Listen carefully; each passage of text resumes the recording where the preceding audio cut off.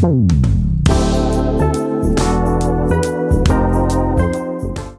Zunan, kita lanjut ke pertanyaan dari teman-teman kali ya. Nanti mungkin sambil Oke, diselingin sama pertanyaan bisa. dari aku juga nih, karena aku juga banyak yang pengen ku tanya nih, penasaran nih. Em, Pertama ada dari The Queen. Nah, Mbak The Queen ada di sini nggak? Mungkin bisa on mic untuk bertanya langsung nih. Tadi ada dua pertanyaan ya dari The Queen ya? Atau mau dibacain aja? Bentar ya, aku sambil scrolling sedikit nih. Ini udah agak ketutup ceritanya. Sebentar. Oh, nggak bisa speak up. Oke. Oke, tadi kalau nggak salah pertanyaannya itu, oke nih dia ketemu. Oh ya Mas Zunun, boleh di-share dong nih software apa aja yang wajib dikuasai oleh desainer dari pemula hingga menjadi profesional tuh. Boleh deh Mas Zunun, yang dari yang paling amatir sampai yang paling profesional tuh kira-kira gambaran software-software yang harus dikuasai itu apa sih Mas Zunun? Kalau ditanya software, software banyak. Tapi kalau mau belajar sebenarnya ya teman-teman pilih aja sih. Kalau aku desainnya itu pakai Inkscape gitu kan. Pakai Inkscape itu sama kayak CorelDRAW, cuman versi open source yang gratis. Kalau mau mudah pakai Canva bisa gitu kan. Buat teman-teman yang pemula jangan takut pakai Canva, jangan takut dikatain ya karena ada beberapa desainer itu mengatakan ya Canva itu begini dan begitulah, kayak seakan-akan dijelek-jelekin. Ya maklum lah teman-teman kan mungkin ada yang masih pemula ya pakai aja gitu. Bahkan aku juga kemarin beberapa project tertentu itu aku pakai Canva. Ya aku butuh butuh cepat. Apalagi masalah Canva itu kan bisa ngatur kayak animasi simple dan itu aku pakai gitu. Ya intinya jangan permasalahkan softwarenya gitu kan. Intinya pilih aja softwarenya gitu kan. Kalau yang terkenal ya itu tadi yang udah aku share tadi, ada Photoshop, CorelDRAW, Inkscape gitu kan. Bahkan teman-teman bisa desain pakai kalau mau ya pakai HP gitu kan, ada IBIS Pen gitu. Terus juga ada ya pokoknya banyak lah kayak gitu. Oke, ini by the way untuk apa kakak yang tadi bertanya, kakak The Queen, itu tadi aku sempat share juga tuh dari slide Mas Zunun tadi ada beberapa software yang mungkin kalau tadi dengerin barusan apa ya takutnya nggak sempet nih nulis gitu kan nanti tadi bisa di capture bisa diambil jadi save gitu.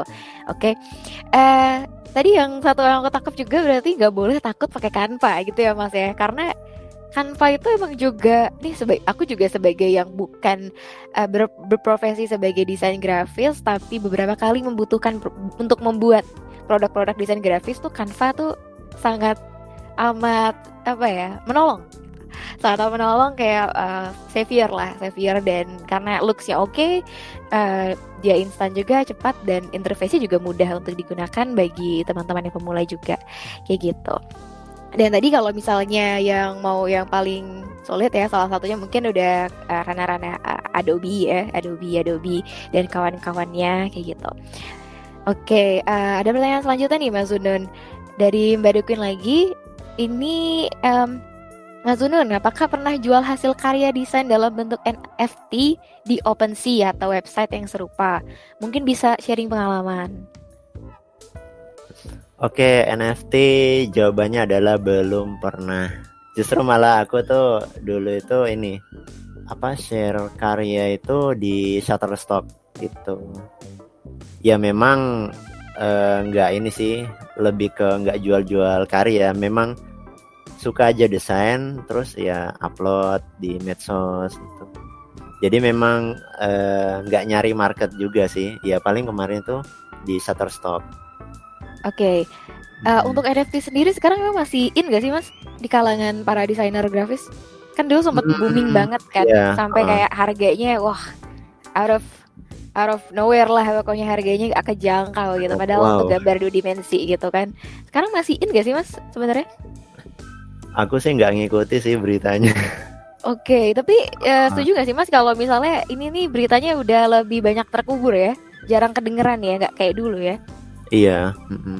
Mungkin ada sih mungkin di kalangan pegiat seni komunitas tertentu. Cuma kalau aku karena mungkin nggak ngikuti ya, mungkin terlalu sibuk sama ini sendiri ya, maksudnya ya karya-karya sendiri, jadi memang nggak melebar kemana-mana. Oke, ini kita mungkin sama-sama masih belum ini ya, belum terlalu tahu nih NFT sekarang kabarnya gimana. Tapi mungkin teman-teman atau Mbak Queen yang tadi nanya juga bisa diceritain nih mungkin sekarang kabarnya NFT gimana, karena jujur aku jadi penasaran juga sih.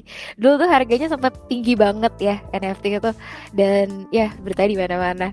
Oke.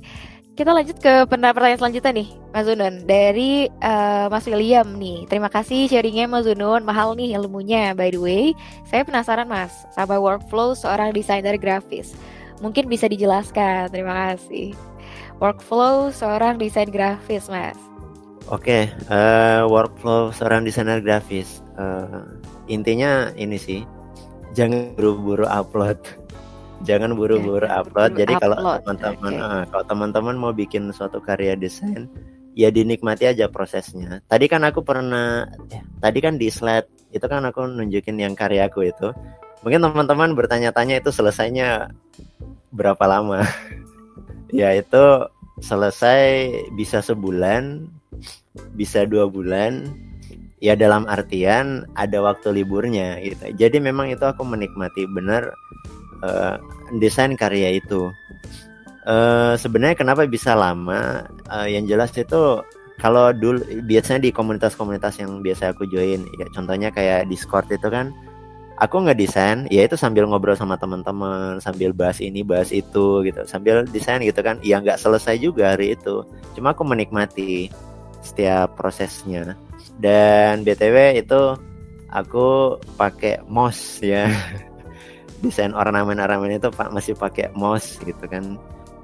Nah, ya cuma kalau sekarang mungkin udah ada tablet. Nah, mungkin teman-teman yang punya tablet itu biasanya lebih mudah gitu. Inspirasinya ya teman-teman cari inspirasi. Kalau aku kan biasanya ya tadi itu bisa ngambil sampel dari karya orang lain gitu di Pinterest gitu kan, portofolio orang gitu. Nah itu yang bisa menambah ya gairah kita untuk mendesain sesuatu gitu. Nah sehingga nanti ketika kita ngedesain itu kita ada mood yang muncul. Pokoknya jangan hiraukan hasil akhirnya. Yang jelas adalah selesaikan dulu sampai terakhir, baru teman-teman menilai sendiri karya teman-teman. Oke, siap. Yang pertama tadi yang aku tangkap itu berarti kita nggak boleh buru-buru ini ya, buru-buru upload atau buru-buru selesai. Ini harus paying attention juga terhadap desain kita itu sendiri. Tapi di lain hal itu juga kita nggak boleh overthinking juga nih, bahwa nanti desainnya gimana, misalnya baru masih proses mendesain terus tiba-tiba di tengah jalan kayaknya kurang cocok, ganti lagi dari awal. Enggak ya, kayak jalanin aja dulu pokoknya sampai kayak udah berbentuk desainnya, baru di situ refleksi ya terhadap desain kita, baru nanti isi kekurangannya atau merevisi dengan hal yang kita lebih condong terhadap hal tersebut, kayak gitu. Mas William, thank you.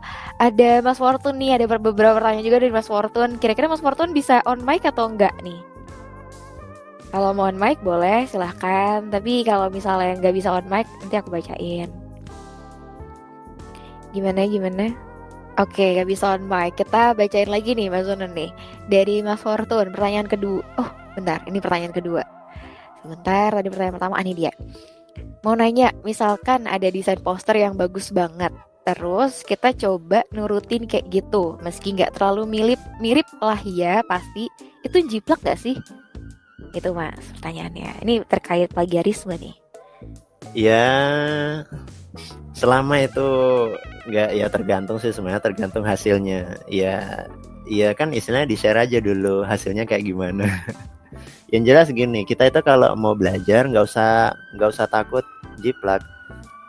Namanya saja kalau misalnya kita belajar ya, kalau misalnya kita mau belajar, ya sama aku juga menjiplak dulu itu, belajar itu jiplak. Cuma kan karya-karya yang ku jiplak itu nggak ku jual gitu.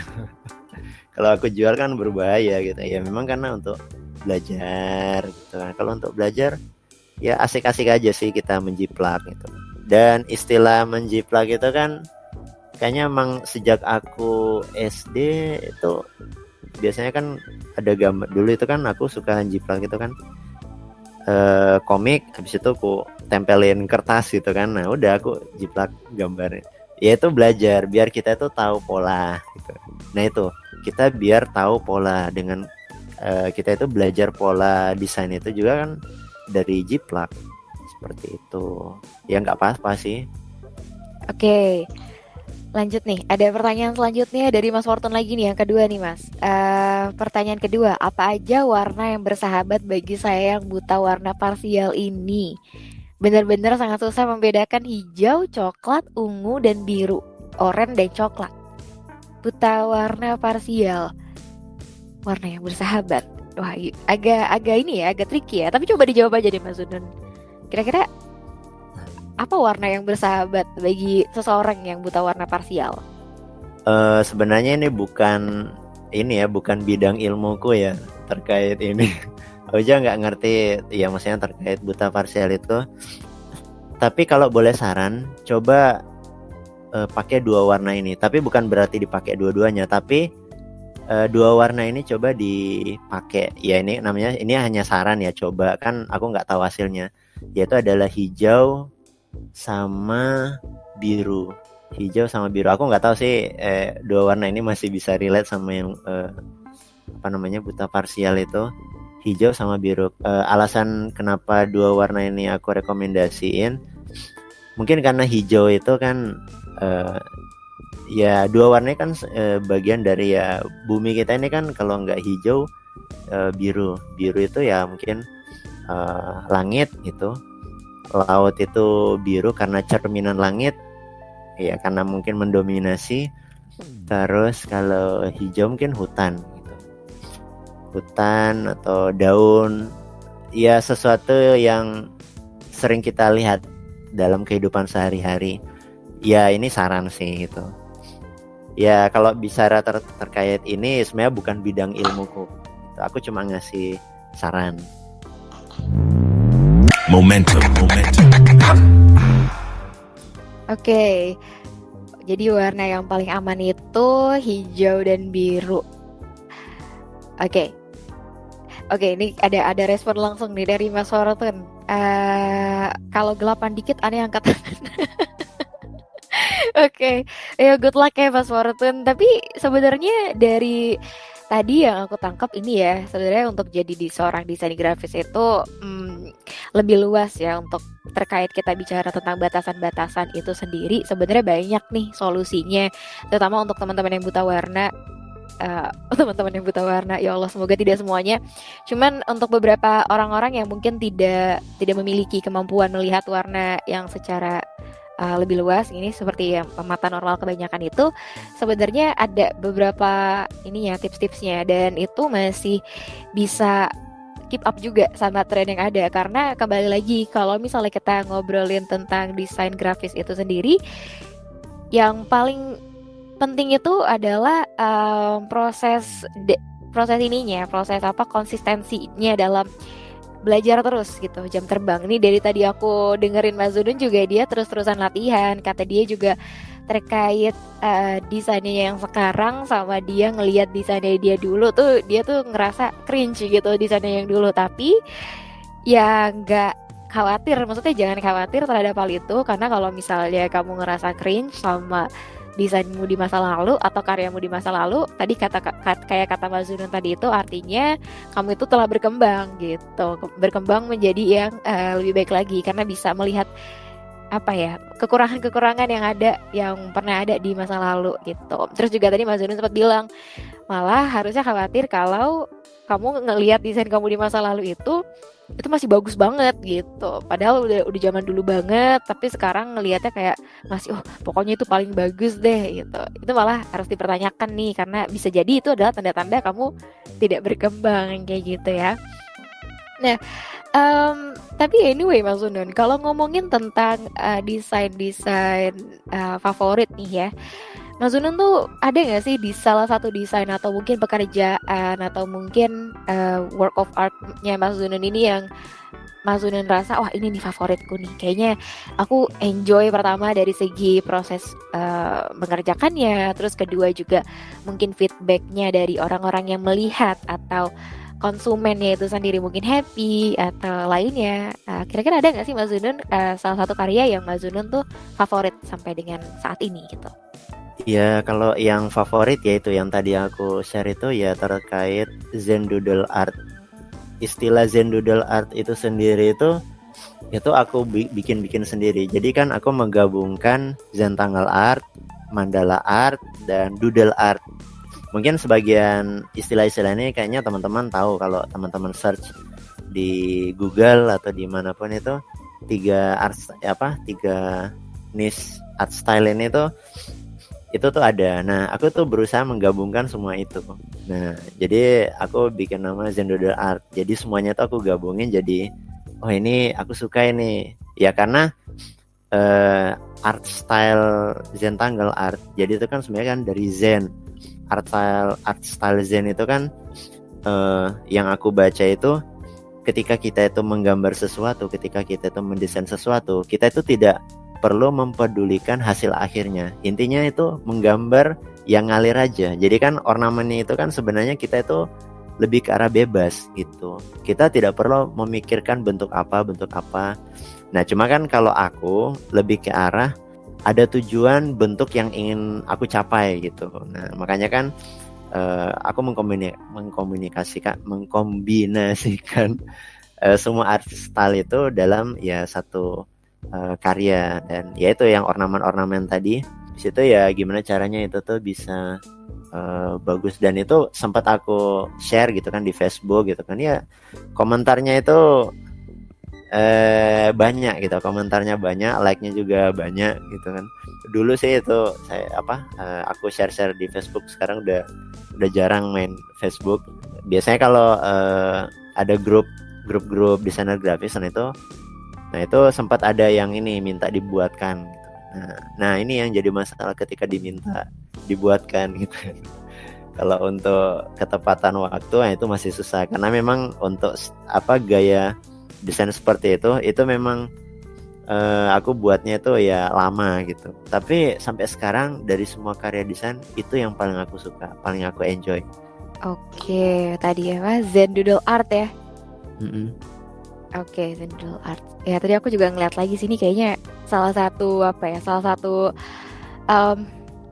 proses art yang ini ya enjoy ya, karena kayaknya tuh nggak ada pertama nggak ada batasan, terus juga ya udah sesuka-sukanya kita, dan itu juga kayak stress relief juga nih, mewarnai terus kayak gambar sketsa bebas kayak gitu. Ya, menarik. Oke, anyway, ini belum ada yang mau bertanya lagi ya dari teman-teman di sini, atau apakah ada yang teman-teman mau bertanya secara langsung on mic? Kalau dari komentar sih aku ngeliat nih pertanyaannya udah belum ada lagi sih ini. Teman-teman boleh kalau misalnya ada yang mau bertanya langsung bisa open mic, nanti bisa langsung ngobrol aja, pertanyaan ada ditanya kayak gitu. Boleh nanya dikit nih? Boleh silakan. Mas, saya penasaran Mas, apakah Mas itu punya eye problem, maksudnya masalah sama penglihatan? Karena ini setahu saya desain grafis itu kita kan menghadap ke layar monitor terus, maksudnya spending time-nya tuh tinggi sih di depan layar gitu. Ya, terima kasih Mas. Oke, kalau ditanya terkait masalah penglihatan, ya mungkin ada masa-masa di mana kita itu nanggung ya, mungkin lagi ngerjain desain, lagi asik-asiknya, ya feel-nya itu sama kayak kita itu nonton film atau main game. Kalau udah nanggung itu keterusan, akhirnya kita nggak sadar, mata kita sakit gitu. Ya cuma ya alhamdulillah kalau aku itu nggak sampai pakai kacamata. Karena beberapa temanku yang dia itu pegiat desainer grafis itu udah pada pakai kacamata gitu. Nah ya kalau aku tuh masih alhamdulillah ya masih normal aja. Intinya ada waktu istirahat tuh untuk ya biar ya kan ini ya layar monitor itu kan cukup ini kan radiasinya itu, jadi ya jangan lama-lama gitu. Itu aja sih. Sejauh ini aku belum pernah sih ngalami Kayaknya sih rabun sih aku. Rabun, cuma nggak sampai parah-parah banget, masih bisa enjoy jalan ke sana kemari naik motor. Itu masih bisa, pandangan itu masih fokus, masih awas lah pokoknya gitu.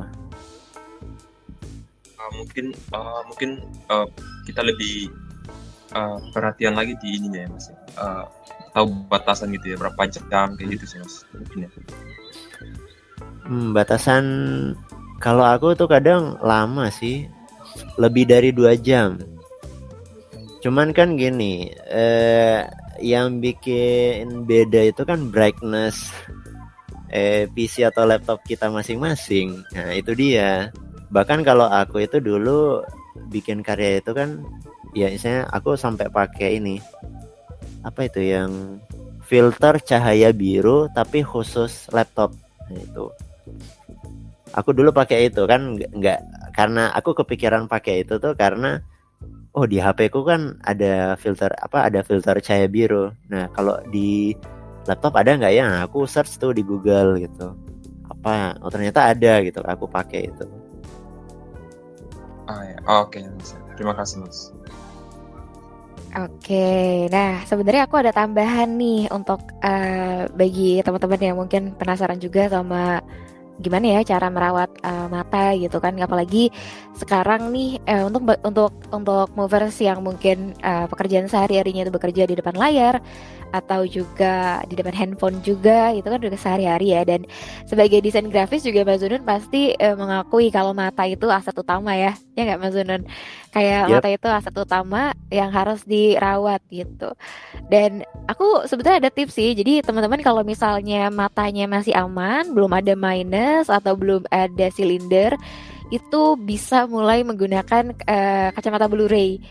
Nah, jadi kacamata Blu-ray itu bisa cukup oke sih untuk menangkal paparan radiasi sinar biru dari layar gitu. Entah itu layar PC atau laptop atau handphone kayak gitu. Jadi minimal itu cahaya birunya itu tereduksi. Jadi mata kita akan lebih nyaman, akan lebih nggak kaget ngelihat cahaya seharian dan nggak mudah capek juga. Karena aku ngalamin itu sendiri sih. Jadi kayak udah kerja seharian nih dipakai kacamata Blu-ray di sama enggak itu bedanya tuh berasa banget nih Mas Zunun. Jadi sebelumnya aku kerja di depan monitor seharian karena mataku kan nggak minus ya. Terus nggak pakai sebelum pakai kacamata Blu-ray, mataku tuh merah karena sampai sore ngelihat layar terus merah, capek kayak berair.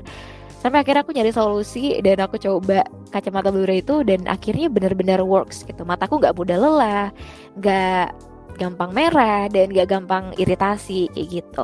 Terus mungkin tips yang keduanya itu minum vitamin mata juga. Kalau misalnya teman-teman bisa rajin minum vitamin mata, itu ada beberapa merek sebenarnya di sana yang udah banyak yang tahu juga. Tapi kalau aku coba merek yang Blackmores yang untuk mata gitu. Wah ini waktu yang tepat untuk iklan nih kalau ada ads di ini ya momentum. Nanti kita kasih. Jadi merek vitamin matanya ini kayak gitu. Tapi itu mungkin Will yang bisa aku share untuk menjaga kesehatan mata. Sebenarnya bukan desainer grafis aja ya Mas Zunun, untuk semuanya ya. Terutama teman-teman yang bekerja di depan layar terus kayak gitu. Oke, makasih Mas Will pertanyaannya. Teman-teman yang lain mungkin ada yang mau bertanya, dipersilakan untuk ini loh. Open mic boleh banget sih. Tanya-tanya langsung di sini, sharing knowledge sama Mas Zunun. Boleh?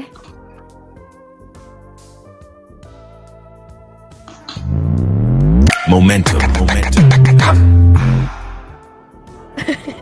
Kirain movers mau nanya, nggak tahu mau iklan deh. Oke, makasih loh.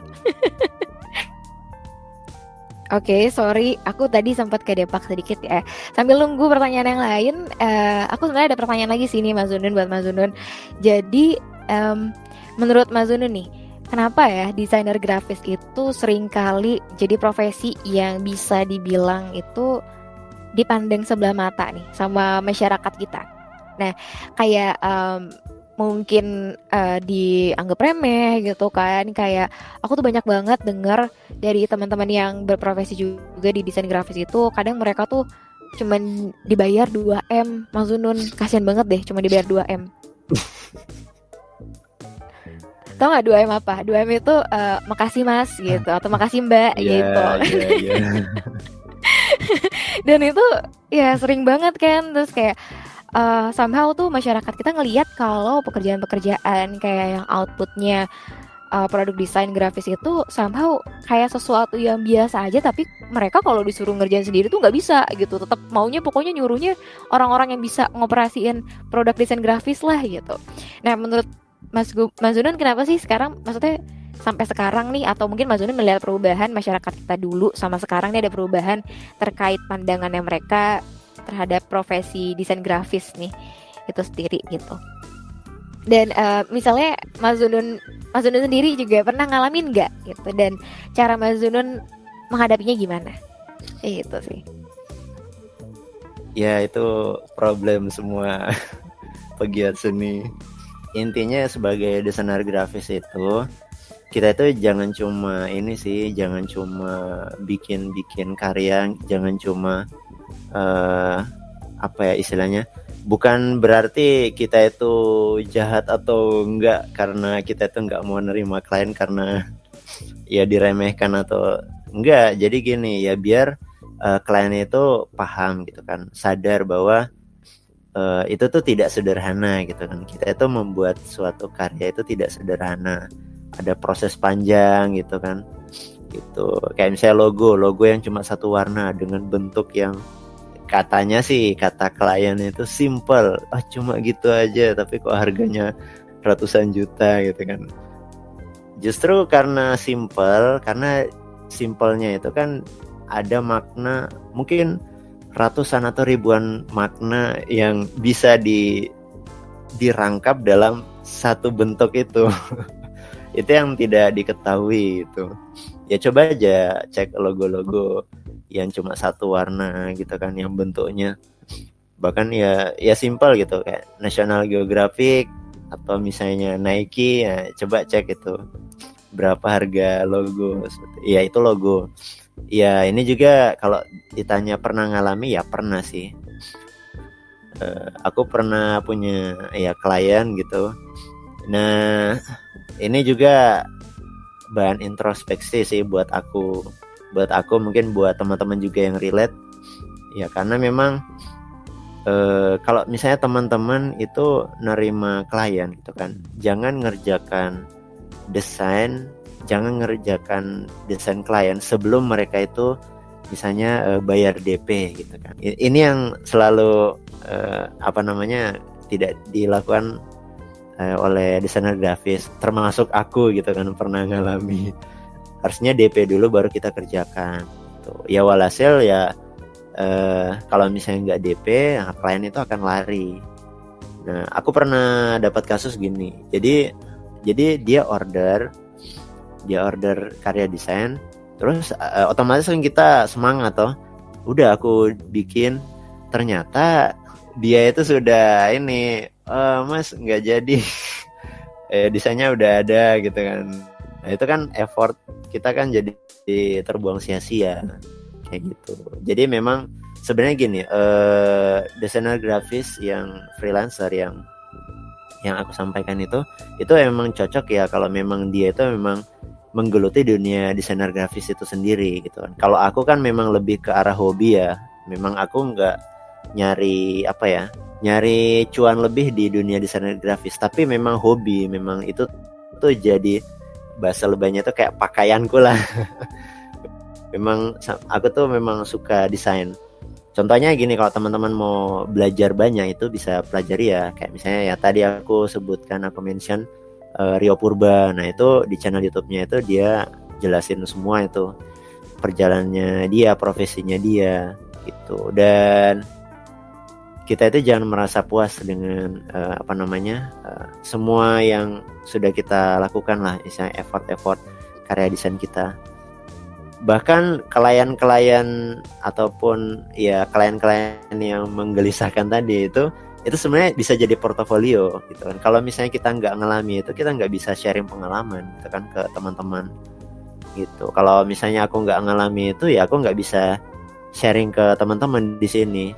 Kalau misalnya Rio Purba nggak ngalami itu, coba lihat di YouTube itu kan Rio Purba itu kan dia nge-share juga itu pengalaman-pengalaman klien-klien yang suka minta ini minta itu. Intinya gini, sebagai seorang desainer grafis kita edukasi gitu. Kita edukasi, tetap edukasi. Kalau misalnya ada klien yang masih menganggap enteng, menganggap remeh desain gitu kan, menyepelekan itu, ya biarin aja gitu kan. Yang kayak gitu tuh selalu tetap ada kok. Kayak gitu. Yang jelas ya kita sebagai pegiat seni itu mengedukasi gitu kan. Pak gitu kan, Bu, Mbak, Mas, ini untuk karya desain seperti ini harganya sekian. Nah, saya akan kerjakan kalau sudah bayar DP, misalnya DP 30% atau misalnya 50%. Oh, wah Mas, saya nggak bisa gitu kan. Saya maunya bikin dulu gitu kan, baru saya bayar. Ya kalau misalnya kita harus kasih tahu gitu kan alasannya kenapa gini kan, butuh waktu, butuh riset sebelum buat desain. Ya kita edukasi klien, kita sampaikan, mohon maaf Pak, kalau seperti itu saya tidak bisa gitu kan, karena memang ada resiko gitu kan kalau misalnya Anda atau Bapak tidak membayar DP gitu kan. Kita sampaikan aja terang-terangan biar mereka tuh tahu gitu kan, klien itu tahu bahwa ada resiko, walaupun ingat ya, walaupun itu teman kalian sendiri ya. Ini yang jangan sampai karena teman gitu kan, udah gampang lah, selesaiin aja dulu gitu, nanti tak bayar, gampang lah. Meskipun teman sendiri gitu kan, ya kita juga harus menjaga nama baik desainer grafis se-Indonesia. Ya kalau Rio Purba itu pernah cerita, satu orang influencer aja gitu kan bikin karya desain gitu kan, yang itu tuh plagiat, itu tuh se-Indonesia itu jadi bahan omongan untuk desainer-desainer luar gitu, luar negeri. Nah, itu makanya kan apalagi ya Rio Purba itu kan juga dia bilang katanya dia mau jadi desainer grafis ya mewakili nama Indonesia gitu kan. Nah, kita juga desainer-desainer yang ya mungkin pemula gitu kan, atau masih baru hobi, baru pertama kali terjun gitu kan, atau mungkin belum dapat klien, ya kita coba jaga citra baik itu, seperti itu ya, berusaha lah untuk profesional. Itu aja sih. Momentum. Oke, aku balik lagi, sorry. Oke, mungkin itu jadi pertanyaan terakhir ya Mas Zunun untuk di sesi Momentum Menelaah di malam hari ini, karena tadi udah banyak banget sih aku dapat insight nih, terutama aku yang seharusnya jadi moderator di malam hari ini, malah aku jadi ikutan belajar juga dan ikut menyimak juga proses perjalanan sebagai seorang desain grafis itu sendiri. Ya nggak mudah gitu, dan pasti kedepannya juga akan banyak hal yang dihadapi, tapi kuncinya satu itu sendiri, mau terus belajar ya, resilience itu sendiri. Nah, mungkin kita udah masuk ke sesi closing statement ya Mas Zunun, dan mungkin aku boleh minta closing statementnya dari Mas Zunun sendiri nih gitu terhadap sesi kita di malam hari ini. Silahkan Mas Zunun. Mungkin closing statement dari aku itu intinya teman-teman itu cukup membuat apa yang pengen teman-teman buat gitu kan, teman-teman yang pengen gitu kan. Ketika teman-teman itu pengen, itu menunjukkan bahwa itu sesuatu yang berharga yang teman-teman punya. Nah, karya seni, desain grafis itu ketika teman-teman sudah niat itu kan, artinya ada sesuatu yang punya nilai yang akan muncul, yang akan menjadi calon yang akan ditunggu-tunggu sama netizen, ditunggu-tunggu sama klien, ditunggu-tunggu sama audiens. Ini juga pernah aku alami, beberapa orang yang ya kasih komen ke aku, mana nih desain barunya. Itu menunjukkan bahwa ya karya kita tuh sedang ditunggu-tunggu sama mereka. Itu aja. Oke, terima kasih Mas Zunun sebelumnya. Dan untuk mengakhiri sesi kali ini, mungkin yang bisa aku sum up dari versi aku sendiri, atau dari yang aku tangkap tadi, yang menarik perhatian aku itu adalah part dimana kalau misalnya kita tuh harus apa ya, paying attention sama jam terbang kita itu sendiri. Kayak kita harus terus mau latihan menghadapi satu project ke project yang lain, mencoba project yang satu dan project yang lainnya. Kemudian juga kita harus belajar dari kesalahan, dan kita harus ngelihat karya kita di masa lampau itu sebagai nggak cuma sebagai milestone, tapi sebagai bentuk refleksi diri kita terhadap kita hari ini nih, sejauh mana kita sudah berkembang, sejauh mana kita sudah melakukan perjalanan, dan sejauh apa kita juga udah berhasil gitu dalam mengalahkan hal-hal yang sebelumnya kita nggak tahu itu sendiri ya. Oke, tes suaraku masuk nggak sekarang? Sempat hilang ya? Oke, thank you. Thank you. Maaf ya teman-teman, ada kesulitan sinyal di sini. Aku akan mencoba deliver sebaik mungkin. Jadi yang terakhir tadi mungkin yang aku tangkap adalah, aku akan ulangi sedikit ya. Untuk tadi kata Mbak Zunun itu tips untuk memulai ya memulai aja gitu. Memulai kayak now or never gitu. Pokoknya kalau mau memulai dari sekarang, belajar dari sekarang. Dan nggak penting juga, nggak penting lagi, yang tidak kalah pentingnya adalah jangan lupa untuk terus-menerus mau berkembang dan surfing ini nih sosial media nih kayak Mas Zunun. Kayak tadi kita lihat tuh banyak koleksi dari sosial medianya Mas Zunun yang mungkin kata dia itu tidak semuanya aktif, tapi Mas Zunun tuh punya kemauan untuk terus striving nih di sosial media, untuk terus belajar platform-platform di luar sana ada apa aja, dan akan ada explore hal apa lagi nih yang bisa berkaitan sama profesinya Mas Zunun sebagai desain grafis itu sendiri kayak gitu. Dan jangan lupa juga untuk gabung ke komunitas-komunitas, karena di komunitas itu kita bisa mendengar lebih banyak pengalaman dari orang lain, terus juga kita bisa belajar hal-hal baru dari mereka, bisa juga kita update nih sama hal-hal yang kekinian terkait profesi kita. Jadi jangan melupakan untuk gabung ke komunitas dan untuk terus mau belajar dari orang lain itu sendiri kayak gitu. Dan terakhir mungkin ini ya ya tadi itu sendiri sih, kayak kita harus punya keinginan juga untuk perbanyak reference kita sebagai desain grafis, atau bagi yang lagi memulai, sedang memulai, atau sedang menjalani, untuk terus-terusan melihat ke dunia nih, karena sekarang jendela dunia udah bukan buku lagi tapi internet. Jadi udah bisa dengan mudah akses apapun itu websitenya, bisa kita dapatkan beragam informasi dan inspirasi untuk desain grafis itu sendiri. Kayak Pinterest salah satunya tadi yang Mas Zunun sebut juga kayak gitu.